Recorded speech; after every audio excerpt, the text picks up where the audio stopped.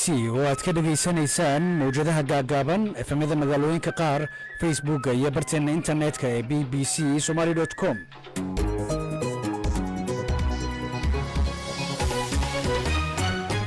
kulanti wacan oo wanaagsan akhyaarta hawada nagala xiriirtahay meel kastood inaga maqlaysaan waa duhurnimo isniina 26 bisha Sebtembar sanada 2022 arrimahan barnaamijka duhurnimo idinkugu haynana waxaa ka mid ah shir heerkiisa uu sareeyo oo lagu hadlayay ka jawaab celinta abaarta ku dhufatay Soomaaliya oo goor dhaweyd lagu soo gabagabeeyay magaalada Muqdisho togasho ka dhacday iskuul ku yaal Ruushka oo ay ku dhinteen in ka badan 10 qof oo caruur badan iyo dawladda Soomaaliya oo sheegtay in ay bariga gobolka Galguduud ka bilowday howlgal ay halkaas shabaab uga saarayso howlgalladan hadda ugu dambeeyay xoogooda aagan ka socdaahay waqtiyo kala duwanay socdeen laakiin howlgalka xoogiisu shalay ayuu bilaabmay si wanaagsan ayuu noo socdaa ilaa iyo 12 tuulo oo maaragtay argagixisada laga saaray shalay oo howlgalkan hormuud u ahaa waana bilow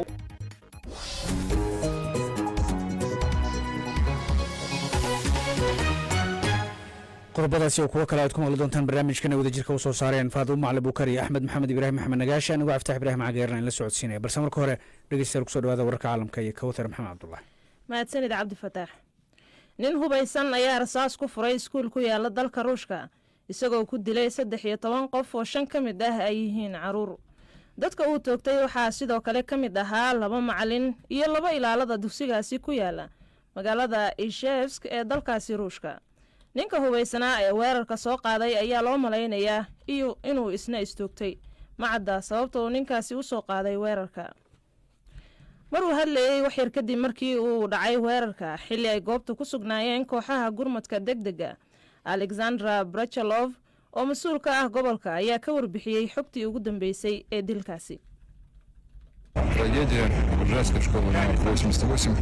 nasiibo ayaa ka dhacday dugsiga 88aad ee ku yaala Ishevsk qof aan la aqoonsan ayaa soo galay dugsiga wuxuu dilay waardiyaha taas ayaa la xaqiijiyay waxa jira khasaare kale iyo dhaawacyo iyadoo carruurtu ay soo gaareen dhaawacyo sida ay sheegayaan wararka soo gaaraya ruuxii weerarka soo qaaday isaga qudhiisa ayaa isqaarijiyay waxaa xaaladiisa caafimaad ay aad u liidataa sargaal tababar siiyay militariga Ruushka kadib markii la toogtay weerarka ayaa ka dhacay xafiis ku yaala koonfurta Siberia waxaa jiray weeraro lagu qaadayay xarumaha lagu tababaro ciidamada kadib markii toddobaadkii hore uu madaxweyne Putin shaaciyay in ciidamada kaydka ku jira ay ka qayb qaadan doonaan dagaalka ka dhanka Ukraine maxkamadda caalamiga ee dambiyada dagaalka adduunka ee ICC-da ayaa maanta bilowday dhageysiga dacwadda loo haysto taliyihii hore ee kooxda falaagada dalka Jamhuuriyadda Afrikada Dhexe Maxamed Saciid Cabdilkhani ayaa lagu eedeeyay inuu galay dambiyo dagaal isla markaana uu ka dambeeyay jirdil loo geystay taageerayaasha madaxweynihii hore ee dalkaasi François Bozize hay'ashee wuxuu ku adkaystay inaanu gelin wax dambi ah ugu dambeyntiina natiijada doorashada guud ee xaddi ka dhacday dalka Talyaaniga ayaa muujinaysa in xisbiga midigta fog ee walaalaha Talyaaniga iyo xulufadiisa ay aqlabiyad ku leeyihiin labada aqal ee baarlamaanka dalkaasi hogaamiyaha xisbigaas Giorgia Meloni ayaa ku adkaysatay in sida la filayo haddii ay noqoto ra'iisul wasaaraha dalkaas ay si siman u hogaamin doonto reer Talyaani intaasi waxaa nooga dhan wararka caalamka ee BBC-da Cabdi Fataax aad baad mahadsantahay Kawthar Maxamed Cabdullaahi taasi ee wararka caalamka ay nala socodsiinaysa qodobadii ugu door corona ee dhageystayaal u diyaar garooba qaybaha kale ee barnaamijka waa tahay inuu ku bilownaa waxaa magaalada Muqdisho goor dhaweyd lagu soo gabagabeeyay shir heerkiisu uu sareeyo oo looga hadlayay ka jawaab celinta abaarta ku dhufatay Soomaaliya shirkan ayaa waxaa diiradda lagu saarayaa sidii loo dardargelin lahaa gargaarka bini'aadamnimo ee la doonayo in lagu gaaro malaayiinta qof ee ay ku habsatay abaarta dabada dheeraatay dhowr xilli roobaad oo uusan roob wanaagsan ka diin Soomaaliya iyo colaado soo laablaabtay ayaa waxa ay horseedeen baa leeyahay in dad badan ay guryahooda ka cararaan iyagoo maciin bidaya hadba deegaanka ay gaari karaan haddaba shirkaasi waxaa goobjoog ahaa oo faahfaahin intaasi dheer inooga haya wariyaha BBC-da Muqdisho Ibraahim Maxamed Aadan oo haatan toos khadka Lucy Life ee magaaladaasi ugu jira Ibraahim maxaa faahfaahina oo aad inaga siin kartaa shirkaasi cabdifataax madaxdii shirka ka qayb gashay waxaa ka mid ahaa ra-iisul wasaare ku-xigeenka xukuumadda federaalka saalax axmed jaamac oo shirka hogaaminayey sidoo kale xubno ka tirsan golaha wasiirada wakiilada beesha caalamka ayaan iyana shirka ka maqnayn oo waxaa joogay wakiilka gaarka xogeyaha guud ee qaramada midoobay ambassador james iswan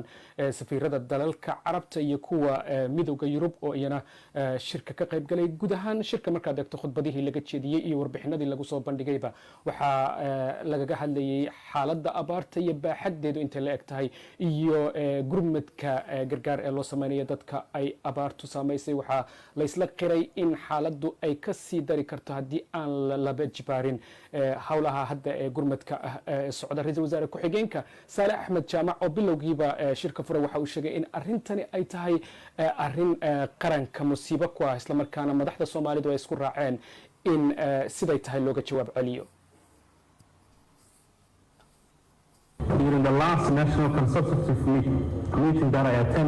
shirkii wadatashi ee ugu dambeeyey aan ka qayb galay ee laga hadlayay arrimaha ka qabashada abaarta wuxuu ahaa mid lagu go'aamiyey in arrintaasi tahay halis qaranka soo food saartay oo mudnaan qaran leh marka hoggaanka dalka wuxuu si wada jir ugala hadlay arrintaasi shacabka soomaaliya iyo in hay-adaha qarankana la faray inay dardargeliyaan wax ka qabashadeeda haatanna mudan ayaal iyo marwooyin inkasta oo dadaalka soomaaliya iyo saaxiibada beesha caalamka la xoojiyey haddana waxay u muuqataa in xaaladda ay ka sii darayso marka waxaan rajaynaynaa dhammaadka kulanka inuu ka soo bixi doono qaab aan isu kaashan karno oo sida ugu habboon wax looga qaban karo arrintaasi dowladda waxaa ka go'an oo ay diyaar u tahay in annaga oo kaashanayna saaxiibadeenna inaan ka hortegno in xaaladda ay ka sii xumaato siday haatan tahay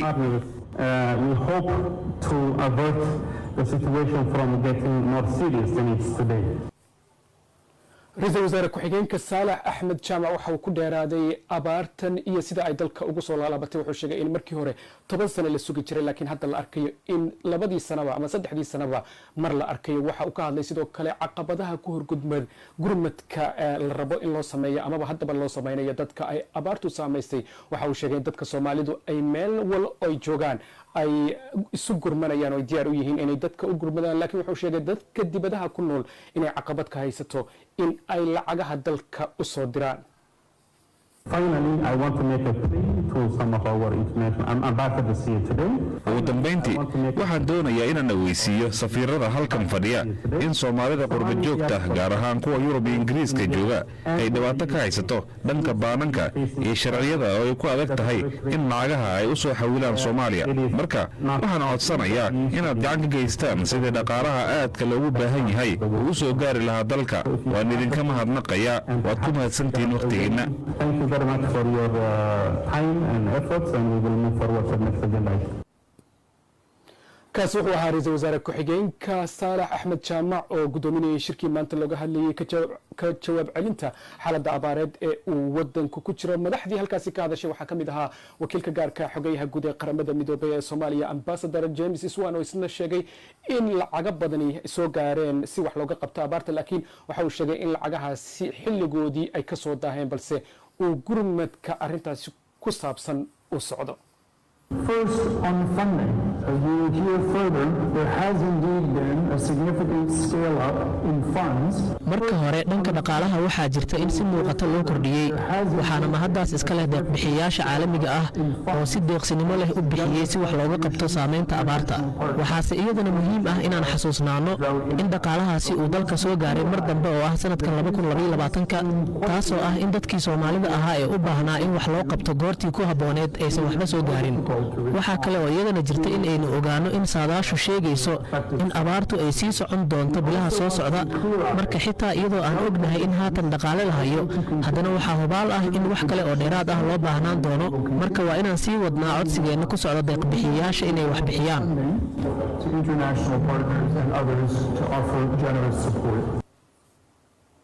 ambassador James Iswan oo uu dhinaciisa fadhiyay isuduwaha gargaarka bini'aadanimo ee qaramada midoobay ahna ku-xigeenkiisa Cabdulmuncim Mawla waxaa kale uu sheegay in loo baahan yahay in gurmadka la xoojiyo iyadoo xaaladdu ay hadda meel khatar maraysa meelaha qaar gobolada wadanka.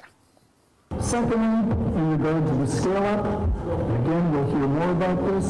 there have been significant increases in the response. dhanka kordhinta gurmadka waxaa jirta in arrimahaas wax ka qabashada abaaruhu ay kordhiyeen hay-adaha qaramada midoobay iyo sidoo kale ururada gaarka ah ee Soomaalida oo 200 kor u dhaafaya iyo 75 hay-ado NGO-yo caalami ah. marka kororka gurmadku uu sii socdaa waxaana muhiim ah in la sii wado oo aan la joojinin. sidaas awgeed waxaan doonayaa inaan sii adkeeyo hadalka ra'iisul wasaare ku-xigeenka ee ah in wixii la qabtayna la joogteeyo waxa kale ee loo baahan yahayna loo howlgalo.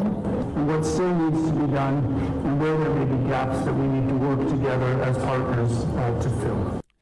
kaasi waxa uu ahaa James Swan wakiilka gaarka xogaha guud ee qaramada midoobay ee Soomaaliya. waxaa kasii horreeyay wariyaha BBC-da Muqdisho Ibraahim Maxamed Aadan oo inoo faahfaahinaya shirkaasi goorta dhaweed lagu soo gabagabeeyay magaalada Muqdisho. faahfaahintaasi dheerna idaacadaha iyaga dambe aad ku maqli doontaan hadduu ay bayd marse markan Facebook qaar kamid ah session ra'yigood halka ka soo dhibtaan soo qabta mid labe Sadiiq Aadan Xidig oo ka soo qoray Cabud Waqoox uu leeyahay shirka Muqdisho ee abaaraha looga arinsanayo waa talaabo fiican oo hore loo qaaday balse waa inaysan noqon hadal iyo afka baarkiisa balse lala yimaado ficil muuqda.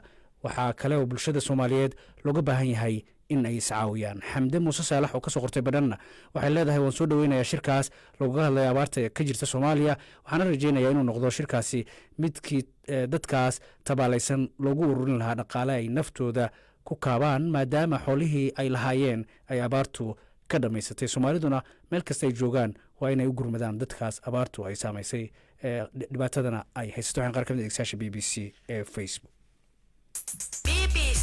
BBC waxaad ka heli kartaa wararkii ugu dambeeyay ee Soomaaliya iyo caalamka oo dhan maalin walba.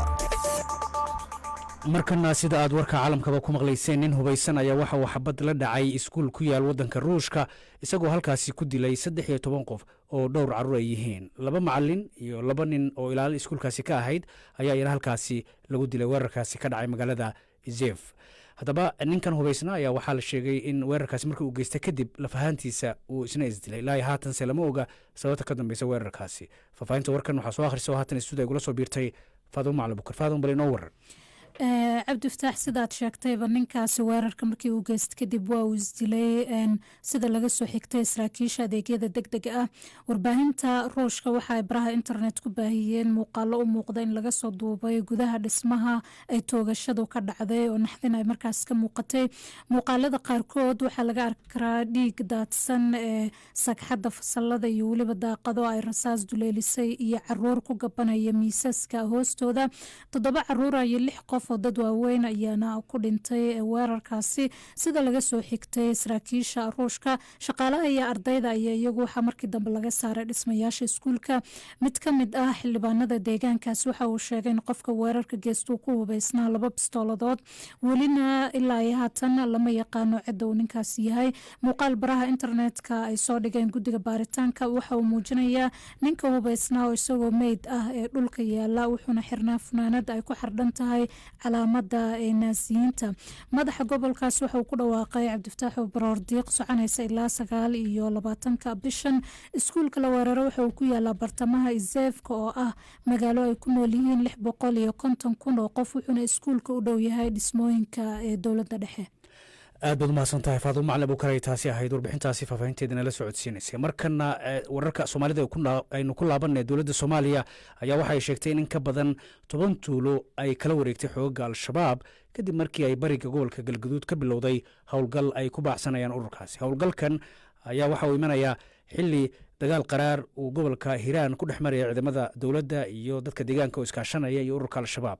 dowladduna waxay sheegatay in guul ay ka gaartay dagaaladaasi deegaano badanna ay shabaabka ka saareen. shabaabkase dhankooda waxay sheeganayaan inay askar badan ka dileen ciidamada Soomaaliya iyo xoogga ay iskaashanayaan. haddaba howlgalka ka soconaya bariga Galgaduud ayaan bal faahfaahintaasi dheer waxaan ka weydiinay Cabdiraxmaan Yuusuf Al-Cadaala wasiir ku-xigeenka warfaafinta ee Soomaaliya oo aan bal weydiiyey marka hore halka uu joogo iyo waxa ka soconaya. bismillahi rahmaani rahiim. walaalo anaga waxaan joognaa bariga gobolka Galgaduud halkaasoo howlgallo argagixisada looga saarayo iyo khawaarijta uu ka socdo dhulka la yiraahdo aagga deegaanka Qayb. halkaas ayaan ku sugannahay. halkaas ayaan howlgalladu ka socdaan qaybta annagu hadda aan joogno. meeqa maalmood buu howlgalkan soconaya? dagaalka khawaarijta lagula jirahay waqti aad u dheer uu soo socday, wax hadda bilow ah ma aha, laakiin howlgalladan hadda ugu dambeeyey xoogooda aaggan ka socda ahay waqtiyo kala duwanay socdeen, laakiin howlgalka xooggiisu shalay ayuu bilaabmay, si wanaagsan ayuuna u socdaa ilaa iyo 11 tuulo oo maaragtay argagixisada laga saaray shalay. howlgalkaani hormuud u ahaa, waana bilow qaybtii ugu horreysay unbaa qabsoontay oo sidii loogu talagalay u fushay. inta kalena insha allahu tacaala waa si wanaagsan ba u dhici doona. maxaa khasaare oo ka dhashay marka howlgalkan ugu dambeeyey ee shalay ay bilowdeen? runtii howlgalkaas shalay nimanka khawaarijta ah ee al-shabaab aaggan joogay dagaallo culus ayaa dhex maray ciidamada qaranka iyo ciidamada shacabka. dadka deegaanka ee abaabulaya halkan ku sugan khasaare ka badan 40 dhimasho ah ayaa dhankooda soo gaaray warka aan hayno, iyo dhaawac ka badan 60. annaga dhankeenna waxaa jira 5 nin oo maaragtay shuhada oo isugu jira ciidamada qaranka iyo ciidamada deegaanka, iyo dhaawac 8 qofood ah. intaas waa dhankeenna, khasaarana ma ahana runtii waa dad xaq u dirir ah. iyagana jabkaas iyo khasaarahaas weyn ayaa maaragtay soo gaaray. dhammaan dhulkii laga xoreeyana hadda waa nabadgelyo oo dadkii ku noolaa saakay nabadgelyo iyo naacaw ka duwan xaaladda ay ku sugnaayeen ayay ku soo kaceen. laakiin wasiir cadaalow, shalay dagaalkii cuslaa ee ka dhacay deegaanada baxdo iyo ceel la helay, shabaabka waxay ku sheegteen in 50 askari ay idinka dileen, marka idinkiina waxaad leedihiin 40 baan ka dilnay. walaalo hadda nimankaa waa taqaanaa, niman beenaalayaal ah. haddii ay 50 dileen waxay ahayd inay shir jaraa'id intay ku korqabtaan ay dadka u soo bandhigaan, laakiin niman shuka u gashan tahay oo hawdka ku dhuumaalaysanaya oo taleefon soo diray waxay la tahay warkooda inuunan micno lahayn. annaga waxaan ka hadlaynahay waa waxaan ognahay oo caddayn leh oo dadka iyo deegaanaduna ka warqabaan. deegaanadiina haddaad doontaan waa gey karnaa wariyaashiina, waana tusi karnaa, waana arki kartaan. marka dee waa garanaysaa weligoodii waxaanay ahayn sheegan jireen iyo been. waqtigaasna waa la soo dhaafay. marka warkaan kuu sheegayna ah warka xaqiiqada ah. dagaalkan haatan aad wadaan xaggeed ku gaaraysaan? dagaalkan runtii sida aad og tahay hadda waa siyaasadda dowladda Soomaaliyeed ay dalka ku hogaaminayso oo madaxweynuhu ku dhawaaqay oo ra'iisul wasaaraha iyo xukuumaddu marar badan ka hadleen, oo shacabka Soomaaliyeed aad arkayso in deegaan kasta ay uga kaceen argagixisada. dagaalkan meesha ugu dambaysa ku dhamaanaya waa in qof khawaarija iyo qof argagixisa laga waayay Soomaaliya. inta ay Soomaaliya joogaan wuu soconayaa. markii Soomaaliya ay ka leersatana insha Allah tacaala waa shaqooyinkeena caadiga ayaan ku noqon doonaa. marka waa in wadanka laga cirib tiro meeshaas ugu dambaysa. kaasi waxa uu cabdiraxmaan yuusuf alcadaala wasiir ku-xigeenka warfaafinta ee Soomaaliya. wareysigaasi intaasi ka dheera idaacadaha iyaga dambe ayaad ku maqli doontaan hadduu ay baydmo.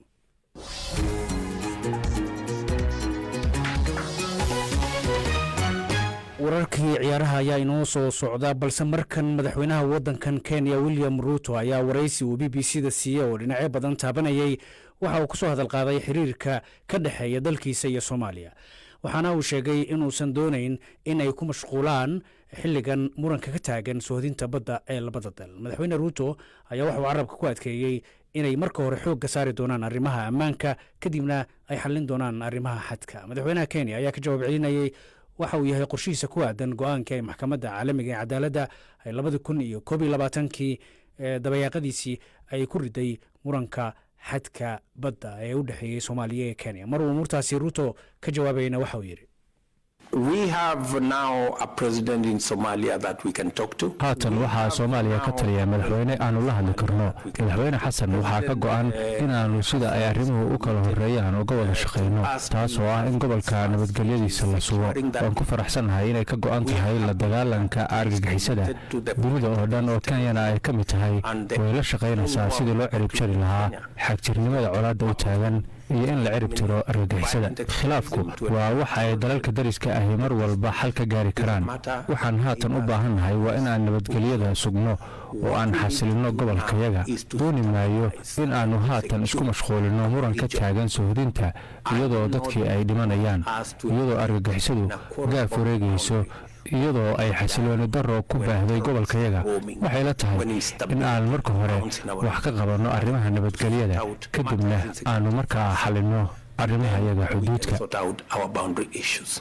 madaxweynaha Kenya William Ruto ayuu kaasi ah oo BBC-da u warramay. markana ciyaaryahannu eegna ee waxaa dhici doona kulmo ka tirsan koobka UEFA Nations League loo yaqaan oo qaaradda Yurub xulka kubadda cagta ay dheelaan. England waxay ka hortagaysaa xulka wadanka Jarmalka. Hungary iyo Talyaaniga waa wada balansan yihiin. Montenegro iyo Finland waa ay wada ciyaari doonaan. Romania waxay ka hortagi doontaa Bosnia and Herzegovina. Gibraltar iyo Georgia waa ay wada ciyaari doonaan. North Macedonia waxay la balansan tahay Bulgaria. San Marino iyo estoniana waa ay wada ciyaari doonaan. kulamo kale waxaa jira iyana saaxiibtinimo oo xulalka kubadda cagta adduunka ay isugu diyaarinayaan koobka adduunka. hase yeeshee kulamadii xalay dhacay ee dhanka iyo koobkaasi UEFA Nations League aynu eegno natiijooyinkoodii. Austria waxaa 3-1 kaga adkaatay xulka wadanka Croatia. Denmarkna 2-0 waxay direen xulka wadanka Faransiiska waliba haysta koobka haatan loo tartamayo. Netherlands waxay 1-0 dirtay xulka wadanka Belgiumka oo maalmahan dhinaca dhulkiisa la dhigi lahaa.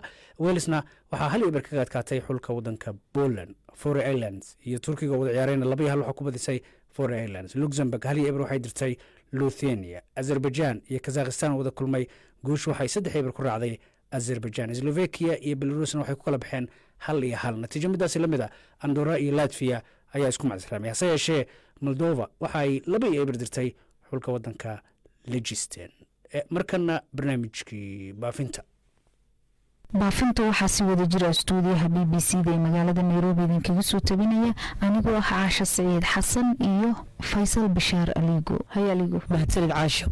baafinta ugu horeysana maanta waxay naga soo gaartay Fuad Daawud oo jooga Switzerland. waxa uu baafinayaa dadka kale ah Maryan Cusmaan Jaamac, Muna Deeq Daawud, Qanciya Deeq Daawud, Xamdi Deeq Daawud, Khayr Deeq Daawud. waxaa ugu wardambeysay ayagoo ku sugan qasax dheer Ethiopia sanadii 2016. haddaba haddii ayna maqlayaan amaba ay jirto cid garanayso fadlan warkooda hala gaarsiiyo Fuad Deeq Daawud ayadoo wixii warar loo sii marsiin karo xafiiska baafinta bisha cas ay ku leedahay Switzerland. Nuurdiin Xuseen Nuur oo jooga dalka Sweden waxa uu baafinayaa dadka kale ah Madiino Cilmi Kulmiye, Nadiim Xuseen Nuur, Saciide Xuseen Nuur iyo Cilmi Xuseen Nuur. dhammaan dadkaas waxa ugu wardambeysay ayagoo ku sugan dalka Sacuudiga. haddaba haddii ayna maqlayaan amaba jirto cid garanaysa fadlan warkooda hala gaarsiiyo Nuurdiin Xuseen ayadoo wixii warar loo sii marin karo xafiiska baafinta bisha cas ay ku leedahay dalka Sweden. Maryan Faarax Xasan oo joogta dalka Ingiriiska waxay baafinaysaa Fuad Axmed Maxamed. waxaa ugu wardambeysay sanadkii 2013. haddaba haddii uu maqlay Fuad Axmed Maxamed amaba ay jirto cid garanayso fadlan warkiisa la gaarsiiyo Maryan Faarax Xasan ayadoo wixii warar loo sii marsiin karo xafiiska baafinta bisha cas ay ku leedahay dalka Ingiriiska. Sayf Abubakar Amaan oo jooga dalka Ingiriiska waxa uu baafinayaa dadka kale ah Caaisha Maxamed Cabdullaahi, Zahra Sayf Abubakar iyo Manaal Sayf Abubakar. waxa ugu wardambeysay ayagoo ku sugan Soomaaliya. haddaba haddii ayna maqlayaan amaba jirto cid garanaysa fadlan warkooda hala gaarsiiyo Sayf Abubakar Amaan ayadoo wixii warar loo sii marin karo xafiiska baafinta bisha cas ay ku leedahay dalka Ingiriiska. Naciimo Axmed Cabdullaahi oo joogta Switzerland waxay baafinaysaa Qadra Sheekh Maxamed. waxaa ugu wardambeysay iyadoo ku sugan Soomaaliya sanadii 2017. haddaba haddii ayna maqlaysa Qadra Sheekh Maxamed amaba ay jirto cid garanayso fadlan warkeeda hala gaarsiiyo Naciimo Axmed Cabdullaahi ayadoo wixii warar loo sii marsiin karo xafiiska baafinta bisha cas ay ku leedahay Switzerland. Mawla Maxamed Jaamac oo jooga dalka Ingiriiska waxa uu baafinayaa dadka kale ah Nasro Khaliif Saciid, Khadiija Khaliif Maxamed, Shaadiye Khaliif Maxamed iyo Yaasir Khaliif Maxamed. dhammaan dadkaas waxa ugu wardambeysay ayagoo ku sugan Kismaayo 2012. haddaba haddii ayna maqlayaan amaba jirto cid garanaysa fadlan warkooda hala gaarsiiyo Mawla Maxamed ayadoo wixii warar loo sii marin karo xafiiska baafinta bisha cas ay ku leedahay dalka Ingiriiska. Cabdullaahi Badri Cusmaan oo jooga Sweden waxa uu baafinayaa dadka kale ah Rooda Maxamuud Xasan, Maxamuud Badri Cusmaan, Xamza Badri Cusmaan, Sacad Badri Cusmaan, Nimco Badri Cusmaan, Sacuudi Cusmaan Xasan. waxaa ugu wardambeysay ayagoo ku sugan Ethiopia sanadii 2018. haddaba haddii ayna maqlayaan amaba ay jirto cid garanayso fadlan warkooda hala gaarsiiyo Cabdullaahi Badri Cusmaan ayadoo wixii warar loo sii marsiin karo xafiiska baafinta bisha cas ay ku leedahay Sweden. Axmed Muuse Hodaan oo jooga dalka Switzerland waxa uu baafinayaa Mukhtaar Cusmaan. waxaa ugu wardambeysay sanadkii 2016. haddaba haddii uu maqlayo Mukhtaar Cusmaan amaba ay jirto cid garanaysa fadlan warkiisa hala gaarsiiyo Axmed Muuse ayadoo wixii warar loo sii marin karo xafiiska baafinta bisha cas ay ku leedahay dalka Switzerland. Ida Cali Ibraahim oo joogta Muqdisho waxay baafinaysaa Aamina Ibraahim Maxamed. waxaa ugu wardambeysay iyadoo ku sugan Soomaaliya sanadii 2019. haddaba haddii ayna maqlaysa Aamina Ibraahim Maxamuud amaba ay jirto cid garanayso fadlan warkeeda hala gaarsiiyo Ida Cali Ibraahim ayadoo wixii warar loo sii marsiin karo xafiiska baafinta bisha cas ay ku leedahay Soomaaliya. Cali Yaasiin Cabdulle oo jooga dalka australia waxa uu baafinayaa sahal yaasiin cabdulle waxaa ugu wardambeysay isagoo ku sugan tanzania 2005 haddaba haddii uuna maqlayo sahal yaasiin amabay jirto cid garanaysa fadlan warkiisa la gaarsiiyo cali yaasiin iyadoo wixii waraa loo sii marin karo xafiiska baafinta bisha cas ee ku leedahay tanzania. nuurdiin maxamed cali oo joogo germany waxa uu baafinayaa dadka kale ah buraaco sheekh ciise maryamo maxamed cali aamine maxamed cali cabdiraxmaan maxamed cali waxaa ugu wardambeysay ayagoo ku sugan soomaaliya sanadii 2017 haddaba haddii ayna maqlayaan amaba ay jirto cid garanayso fadlan warkooda ha la gaarsiiyo nuurdiin maxamed cali ayadoo wix waraa loo sii marsiin karo xafiiska baafinta bisha cas ay ku leedahay soomaaliya. cali yaasiin cabdulle oo jooga dalka australia waxa uu baafinayaa nimco yaasiin cabdulle waxaa ugu wardambeysay iyadoo ku sugan muqdisho 2003 haddaba haddii ayna maqlayso nimco yaasiin cabdulle amabay jirto cid garanaysa fadlan warkeeda ha la gaarsiiyo cali yaasiin iyadoo wixii waraa loo sii marin karo xafiiska baafinta bisha cas ay ku leedahay dalka australia. ifrax maxamuud xasan oo joogta ingiriiska waxay baafinaysaa dadka kale ah runa qadar jees hoodo qadar jees ayaan qadar jees muhaa qadar jees hoodan qadar jees xamdi qadar jees shukri qadar jees dhammaan dadkaasi waxaa ugu wardambeysay afgooya soomaaliya sanadii 2009 haddaba haddii ayna maqlayaan ama waa jirto cid garanayso fadlan warkooda ha la gaarsiiyey ifrax maxamuud xasan iyadoo wixii waraa loo sii marsiin karo xafiiska baafinta bisha cas ay ku leedahay ingiriiska. cabdifataax cilmi axmed oo jooga dalka beljimka waxa uu baafinayaa dadkii kale ah xakiime maxamed serbiyo ibraahim muumin axmed yaxye cilmi axmed zakariya cilmi axmed nimco daahir cilmi muscab cali cabdulaahi iyo mascuud cali cabdulaahi dhammaan dadkani waxaa ugu wardambeysay ayagoo ku sugan hiiraan 2017 haddaba haddii ayna maqlayaan amabay jirto cid garanaysa fadlan warkooda ha la gaarsiiyo cabdifataax cilmi iyadoo wixii waraa loo sii marin karo xafiiska baafinta bisha cas ee ku leedahay beljimka. fardowso nuur maxamed oo joogta beljimka waxay baafinaysaa cabdiraxmaan geelle cusmaan waxaa ugu wardambeysay sanadii 2008 haddaba haddii uuna maqlayo cabdiraxmaan geelle cusmaan amaba ay jirto cid garanayso fadlan warkiisa ha la gaarsiiyo fardowso nuur maxamed iyadoo wix waraa loo sii marsiin karo xafiiska baafinta bisha cas ay ku leedahay beljimka. cabdalla abuukar oo jooga dalka australia waxa uu baafinayaa xaliime axmed nuur nadiif waxa ugu wardambeysay iyadoo ku sugan muqdisho 2012 haddaba haddii ayna maqlayso xaliime axmed nuur amaba ay jirto cid garanaysa fadlan warkeeda ha la gaarsiiyo cabdalla abubakar iyadoo wix waraa loo sii marin karo xafiiska baafinta bisha cas ay ku leedahay dalka australia. khaalid cabaas cumar oo jooga beljimka waxa uu baafinayaa maxamed cabdulaahi cali waxaa ugu wardambeysay isagoo ku sugan ceel barre sanadii 2018 haddaba haddii uuna maqlayo maxamed cabdulaahi cali amaba ay jirto cid garanayso fadlan warkiisa ha la gaarsiiyey khaalid cabaas cumar iyadoo wix waraa loo sii marsiin karo xafiiska baafinta bisha cas ay ku leedahay beljimka. khaalid cabdi abaa cumar oo jooga beljimka waxa uu baafinayaa dadka kale ah naciimo naaji iyo axmed cabdi abaa cumar waxaa ugu wardambeysay sanadkii 2018 haddaba haddii ayna maqlayaan amaba jirto cid garanaysa fadlan warkooda ha la gaarsiiyo khaalid cabdi abaa cumar iyadoo wixii waraa loo sii marin karo xafiiska baafinta bisha cas ee ku leedahay beljimka. aamina maxamed cabdulqaadir oo joogta australia waxay baafinaysaa jacfar salaad saalax cali waxaa ugu wardambeysay isagoo ku sugan kismaayo soomaaliya sanadii 1991 haddaba haddii uuna maqlayo jacfar salaad saalax cali amaba ay jirto cid garanayso